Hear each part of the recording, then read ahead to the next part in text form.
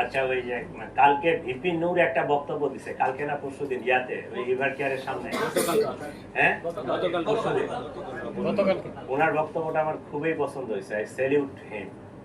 সে একজন নেতা হিসাবে বক্তব্যটা দিছে যে এখন জুলাই যোদ্ধা এক হাদি না, হাজারো লক্ষ জুলাই যোদ্ধা আছে। এই লক্ষ জুলাই যোদ্ধার ইন্ডিভিজুয়াল সিকিউরিটি নিশ্চিত করা প্রায় অসম্ভব।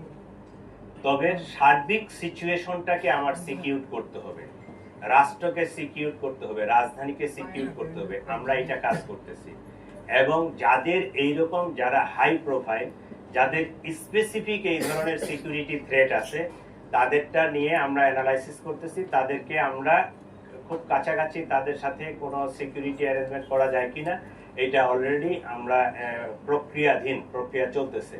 যাদেরকে আমরা এরকম খুব হাই থ্রেট মনে করতেছি তাদেরকে আমরা পার্সোনাল সিকিউরিটি দিব, আর ইন্ডিভিজুয়ালি এইভাবে সিকিউরিটি দেওয়া যাবে না। এটা ওভারঅল সিকিউরিটির সিস্টেমটাকে ডেভেলপ করে আমরা এই সিকিউরিটিটাকে আরো ইনহ্যান্স করার চেষ্টা করতেছি।